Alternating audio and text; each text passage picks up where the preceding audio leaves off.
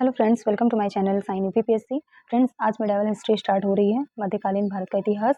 ठीक है, पेट के सिलेबस में आपका जो है मेडावल हिस्ट्री से आपका सल्तनत काल जो है मेंशन किया हुआ है और सल्तनत काल से आपका क्वेश्चन पूछा जाएगा।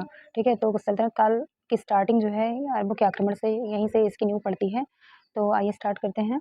जहाँ पे इंपॉर्टेंट पॉइंट होगा आपको बता दिया जाएगा। ठीक है, क्योंकि पेट का एग्जाम डेट घोषित हो चुका है और अब ज़्यादा टाइम तो नहीं बचा है। ठीक है, आप जितना हो सके अच्छे से अच्छे रिवीजन करिए और जो है अब थोड़ा सा टाइम आप बढ़ा दीजिए अपना पढ़ाई का भी। ओके, चलिए आगे देखते हैं।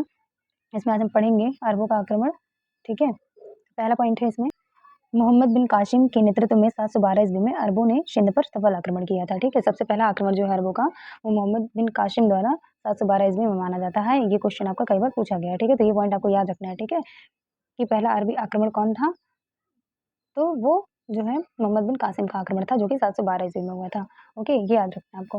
ठीक है, नेक्स्ट पॉइंट है, अरब आक्रमण के समय सिंध पर हिंदू राजा कौन सा था, तो दाहिर का शासन था। ठीक है, हिंदू राजा जो है, जब अरब आक्रमणकारी आया था मोहम्मद बिन कासिम, तो सिंध पर जो है वो किस हिंदू राजा का शासन था, तो दाहिर का शासन था। ये इंपॉर्टेंट है, याद रखिएगा। ठीक है, दाहिर को याद रखना आपको।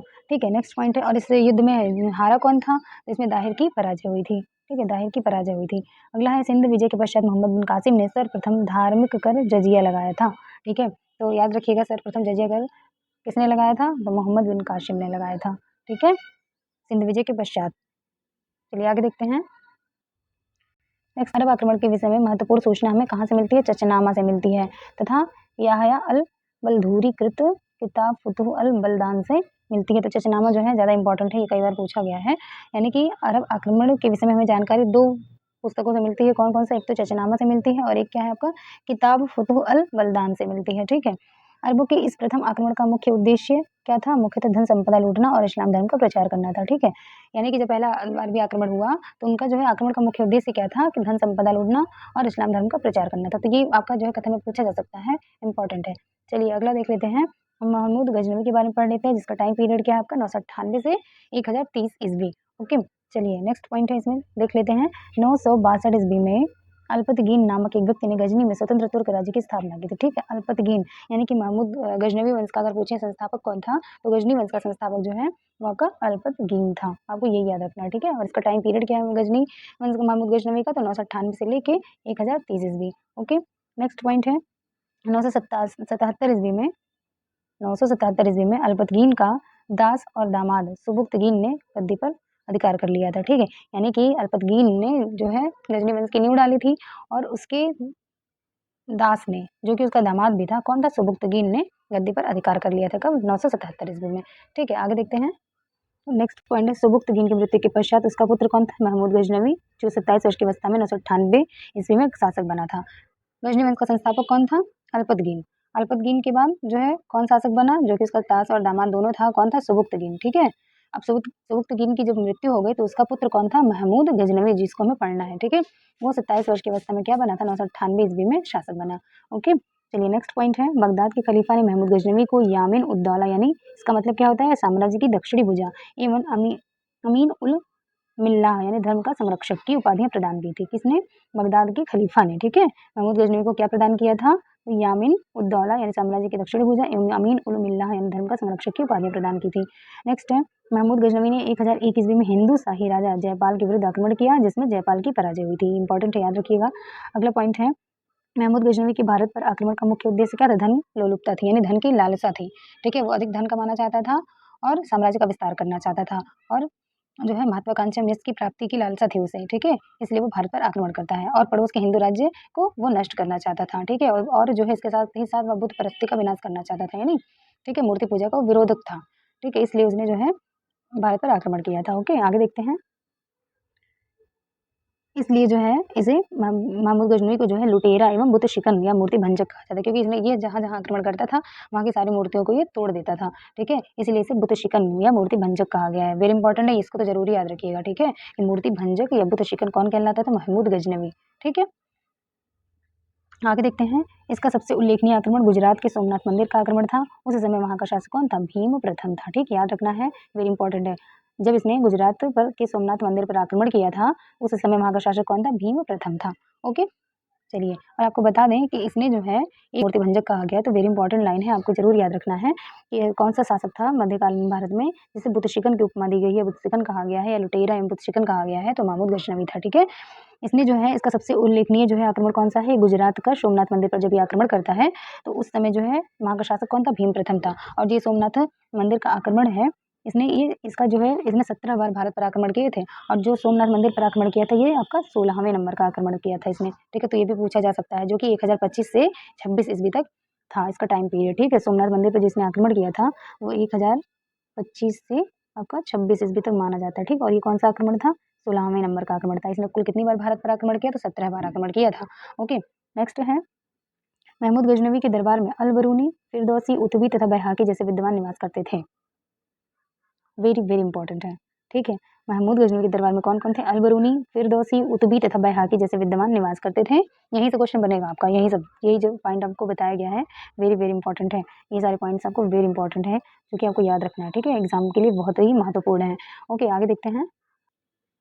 अल बरूनी को अबू रेहान भी कहा जाता था, ठीक है। इसका जन्म जो है 973 ईस्वी में ख्वारिज में, जो कि वर्तमान में खीवर देश में हुआ था, ठीक है। अबू रेहान, तो पूछा जा सकता है कि अबू रेहान किसका नाम है, अल बरूनी। देखिए नाम दोनों मिलता जुलता है, अल बरूनी अबू रेहान, ठीक है। तो याद रखिएगा अल बरूनी को अबू रेहान भी कहा जाता है, 2-4 बार पढ़ेंगे तो याद हो जाएगा। नेक्स्ट है अल बरूनी महमूद गजनवी के आक्रमण के समय भारत आया था। उसकी पुस्तक किताबुल हिंद तत्कालीन इतिहास को जानने का महत्वपूर्ण स्रोत है, ठीक। तो पूछा जा सकता है आपसे किताबुल हिंद किसकी रचना है, अल बरूनी की है, ठीक है। इसमें क्या वर्णित है, तो इसमें उस समय जब महमूद गजनवी ने आक्रमण किया था भारत पर, तो उस समय भारत का इतिहास जानने का महत्वपूर्ण स्रोत है क्या, किताबुल हिंद। किसने लिखा है, अल बरूनी ने लिखा है, ठीक है। अल बरूनी का ही नाम क्या है, अबू रेहान। ओके, कहाँ का निवासी था, तो ख्वारिज्म देश का निवासी था, ठीक है, जो कि वर्तमान खीवा नाम से फेमस है। आगे देखते हैं।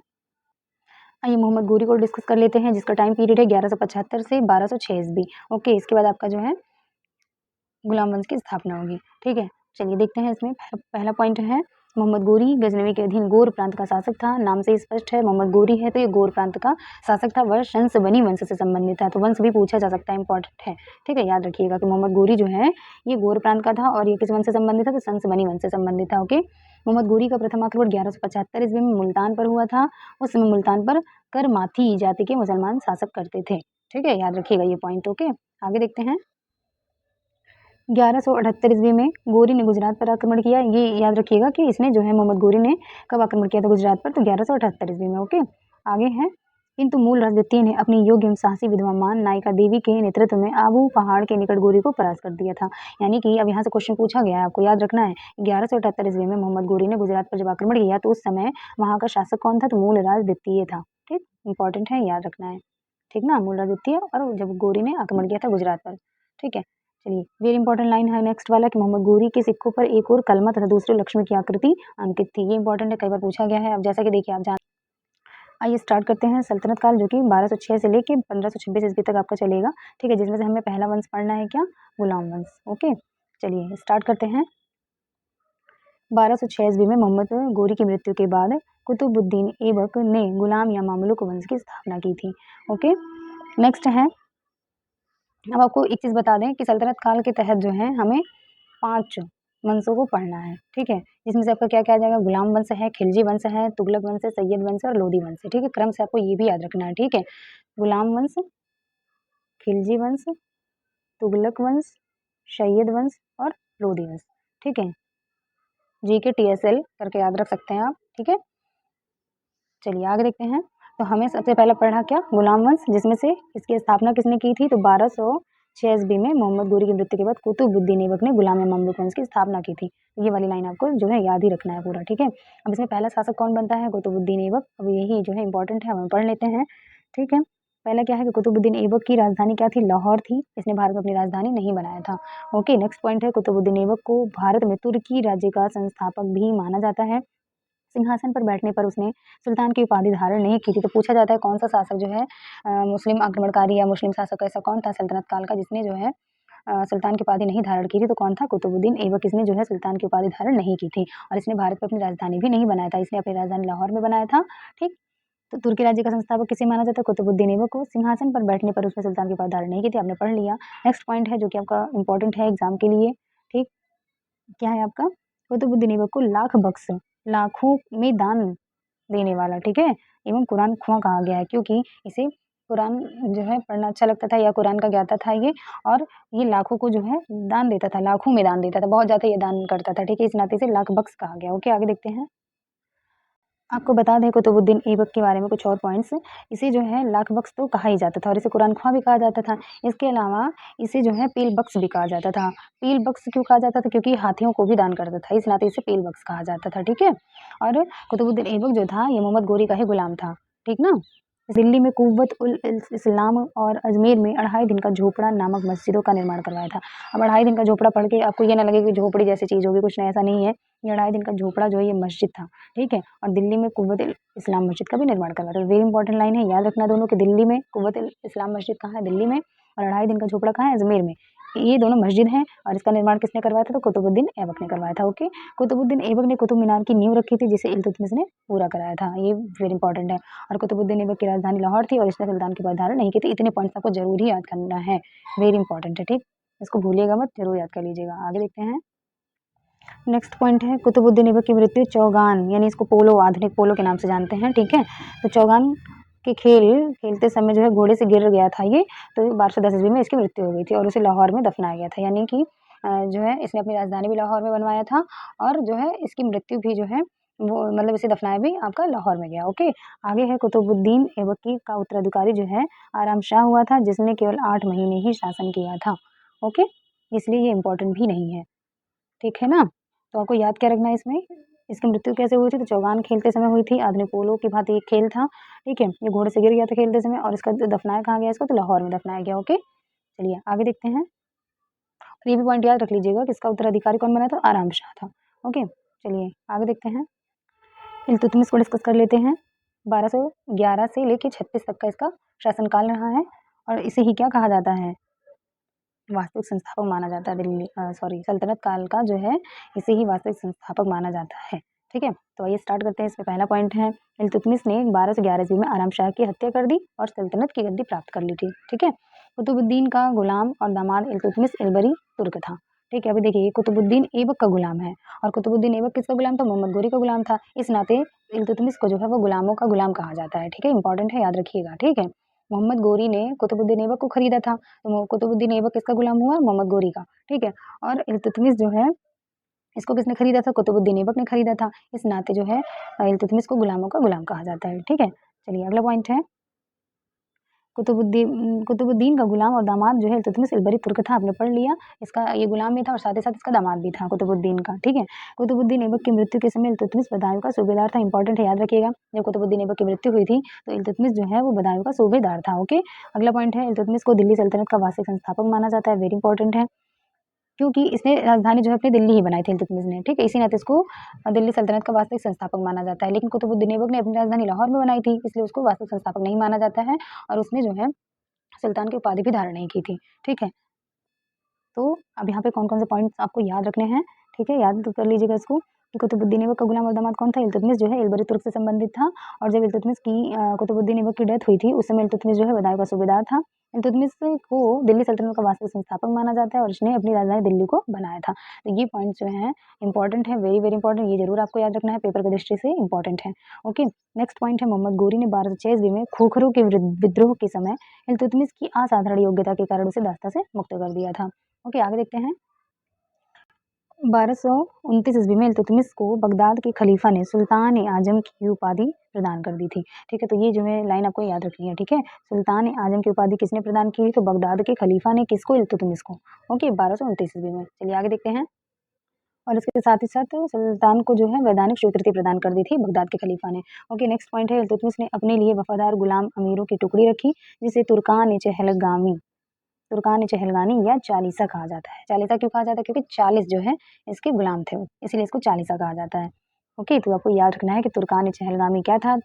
ये सैनिक टुकड़ी थी, ठीक है? 40 गुलामों की, और या जो है इसे चालीसा कहा जाता है, ठीक है? चलिए आगे देखते हैं। नेक्स्ट पॉइंट है इल्तुतमिश ने सल्तनत काल में 2 महत्वपूर्ण सिक्के, चांदी का टंका जो कि 175 ग्रेन का था और तांबे का जीतल आरंभ किया तथा सिक्कों पर टकसाल का नाम लिखवाने की परंपरा भी शुरू की थी। तो ये लाइन तो एकदम मोस्ट इंपॉर्टेंट है, ये जरूर याद रखना है कि इल्तुतमिश ने ही सल्तनत काल में 2 महत्वपूर्ण सिक्के जारी किए। कौन-कौन सा? चांदी का टंका जो कि 175 ग्रेन था और तांबे का जीतल आरंभ किया। सिक्कों पर टकसाल का नाम भी लिखवाने की परंपरा इसी ने शुरू की थी। किसने?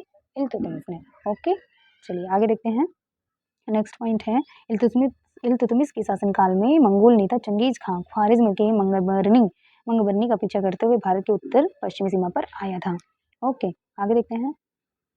वेरी इंपॉर्टेंट लाइन है, इल्तुतमिश को भारत में एकता प्रथा की शुरुआत का श्रेय दिया जाता है। ठीक है, एकता प्रथा किसने शुरू किया था? तो इल्तुतमिश ने स्टार्ट किया था। ओके, एकता क्या होती? एकता जो है वो छोटी राजनीतिक इकाई होती थी। ठीक है, प्रांत कह सकते हैं। ठीक है, चलिए आगे देखते हैं। नेक्स्ट पॉइंट है, इल्तुतमिश की जो मृत्यु हुई थी 1236 ईस्वी में हुई थी।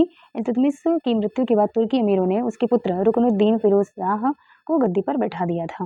ठीक है, नेक्स्ट है, रुकनुद्दीन को जनसमूह द्वारा अपदस्थ कर रजिया को सुल्तान बना दिया गया और रजिया के मामले में पहली बार दिल्ली की जनता ने उत्तराधिकारी के प्रतिनिधि स्वयं निर्णय लिया था। ओके, चलिए रजिया सुल्तान के बारे में डिस्कस कर लेते हैं, जिसका टाइम पीरियड क्या है आपका? 1236 ईस्वी से 1240 ईस्वी। इंपॉर्टेंट है। तो रजिया मध्यकालीन भारत की प्रथम महिला शासिका थी। इंपॉर्टेंट है। रजिया पर्दा प्रथा त्याग कर पुरुषों के समान जो है वस्त्र, कुबा यानी कोट तथा कुलाह यानी कि टोपी धारण कर शासन का कार्य स्वयं संभालती थी। ठीक है, रजिया की इस बिहेवियर को जो है इनके तुर्गानी चहलगामी के लोग यानी जो चालीसा के लोग थे वो पसंद नहीं करते थे। ठीक है, क्योंकि पुरुषों के बीच में आके जो है दरबार में अपना शासन करती थी, इसी वजह से। चलिए आगे आगे पॉइंट है कि मिनहाज ई सिराज जिसे तबकात नासिरी का लेखक, ठीक है, के अनुसार रजिया ने 3 वर्ष 6 माह 6 दिन शासन किया था। ठीक, मिनहाज ई सिराज कौन है? ये तबकात नासिरी का लेखक है। ठीक है, मिनहाज ए सिराज यानी तबकात नासिरी पुस्तक किसने लिखी है? तो मिनहाज ए सिराज ने लिखी है। ठीक है, इनके अनुसार क्या है कि रजिया ने 3 वर्ष 6 माह 6 दिन शासन किया था। ओके, अगला है रजिया के विरुद्ध तबर हिंद जो कि भटिंडा के नाम से फेमस है का इख्तियार अल्तुनिया ने विद्रोह किया था। रजिया ने अल्तुनिया से विवाह कर तुर्की सरदारों के विद्रोह को दबाने का प्रयास किया, किंतु वह असफल रही थी। ओके, अगला पॉइंट है रजिया की हत्या 1240 ईस्वी को डाकुओं द्वारा कैथल के पास कर दी गई थी। ठीक है, चलिए आगे देखते हैं। रजिया की जब मृत्यु हो गई उसके बाद कौन बना था शासक? तो बहराम शाह 1240 ईस्वी में गद्दी पर बैठा, जिसकी हत्या जो है 1242 ईस्वी में भी कर दी गई थी। ओके, अगला है बहराम शाह की हत्या के बाद दिल्ली का सुल्तान अलाउद्दीन मशहूद शाह, जिसका टाइम पीरियड क्या है? 1242 से 1246 ईस्वी तक शासन करता रहा। नेक्स्ट है 1246 ईस्वी में बलबन द्वारा किए गए षड्यंत्र के द्वारा अलाउद्दीन मशहूद शाह को अपदस्थ कर नासिरुद्दीन महमूद को सुल्तान बना दिया गया। ठीक है, अगला पॉइंट है मिनहाज ए सिराज की पुस्तक तबकात नासिरी इसी को समर्पित है। ठीक है, नेक्स्ट पॉइंट है 1249 ईस्वी में बलबन ने अपनी पुत्री का विवाह सुल्तान नसीरुद्दीन से कर दिया था। चलिए आगे देखते हैं। नेक्स्ट है नासिरुद्दीन ने बलबन को उलूग खां नासिरुद्दीन ने बलबन को उलूग खां की उपाधि और नायब ए मामलिकात का पद दिया था। ठीक है, बलबन ने जो है नासिरुद्दीन को ही सुल्तान बनाया। अगला, और नासिरुद्दीन ने सुल्तान बनने के बाद बलबन को उलूग खां की उपाधि दी थी और नायब मामलिकात का पद दे दिया था। ओके, चलिए अगला है, अब हम पढ़ लेते हैं गयासुद्दीन बलबन के बारे में, जो कि टाइम पीरियड क्या है? 1266 ईस्वी से 1287 ईस्वी में। ठीक है, इसका पहला पॉइंट है बलबन 1266 ईस्वी में गयासुद्दीन बलबन के नाम से गद्दी पर बैठा। यह मंगोलों से दिल्ली की सुरक्षा करने में सफल रहा था। ओके, बलबन ने सुल्तान की प्रतिष्ठा के लिए रक्त और लौह की नीति अपनाई थी। तो वेरी इंपॉर्टेंट है, ये आपसे बहुत सारे एग्जाम में पूछा गया है। ये रक्त और लौह की नीति किसने अपनाई थी? तो बलबन ने अपनाई थी। ओके, बलबन ने राजा को धरती पर ईश्वर का प्रतिनिधि ही नियामत खुदाई माना था। ओके, आगे देखते हैं। बलबन का मानना था कि सुल्तान जिल्ले अल्लाह या जिल्ले इलाही अर्थात ईश्वर का प्रतिबिंब है। ठीक है, बलबन ने दीवान अर्ज नामक सैन्य विभाग की स्थापना की थी। वेरी वेरी इंपॉर्टेंट है, याद रखना है। ये दीवान अर्ज नामक सैन्य विभाग की स्थापना किसने की थी? तो बलबन ने की थी। ओके, नेक्स्ट है इस वेरी इंपॉर्टेंट लाइन कि बलबन ने ही सिजदा और पाबूस प्रथा की शुरुआत की थी, जो मूलतः ईरानी परंपराओं से ग्रहण की गई थी। सिजदा मतलब सुल्तान के पैरों के पास जाके सिर झुकाना और सुल्तान के पैरों को चूमना जो है पाबूस कहलाता था। ठीक है, तो सिजदा और पाबूस प्रथा जो है बलबन ने ही स्टार्ट किया था। ओके, नेक्स्ट पॉइंट है बलबन ने अपने दरबार में प्रतिवर्ष ईरानी जो कि फारसी त्योहार था, क्या था? नवरोज मनाने की प्रथा स्टार्ट की थी। तो ये भी लाइन हमको याद रखना है। ये तीनों लाइन वेरी वेरी इंपॉर्टेंट है। ओके, और नेक्स्ट पॉइंट वेरी इंपॉर्टेंट है, अमीर खुसरो को भारत का तोता अथवा तूती हिंद तथा अमीर हसन दहलवी को भारत का शादी कहा जाता है। वेरी इंपॉर्टेंट लाइन है, ठीक ना, याद रखना है आपको। ये अमीर खुसरो को भारत का तोता यानी तूती हिंद कहा जाता है तथा अमीर हसन दहलवी को भारत का शादी कहा जाता है। वेरी इंपॉर्टेंट, तो ये वाली लाइनें जो है आपको पूरी अच्छे से याद रखनी है। ओके, चलिए आगे देखते हैं। बलबन की मृत्यु के बाद उसका पुत्र कैकुबाद उसका उत्तराधिकारी बना। उसके पश्चात अल्पकाल के लिए क्यूमर्स शासक बना था। ठीक है। तो बलबन के बाद कौन कौन शासक बना, एक तो आपका कौन बना, कैकुबाद बना, उसका पौत्र था, ठीक है। उसके बाद कौन बना, क्यूमर्स बना था, ठीक है। उसके बाद जलालुद्दीन ने क्यूमर्स की हत्या करके राजगद्दी पर अधिकार कर लिया था, ओके। और जलालुद्दीन ने क्यूमर्स की हत्या की, उसके बाद उसने क्या किया था, खिलजी वंश की स्थापना कर दी थी, जिसे हम नेक्स्ट वीडियो में देखेंगे, ओके। तो आई होप फ्रेंड्स आपको क्लास अच्छी लगी होगी। अगर आपको क्लास अच्छी लगी तो please do like share and subscribe my channel. मिलते हैं नेक्स्ट वीडियो में। Thank you.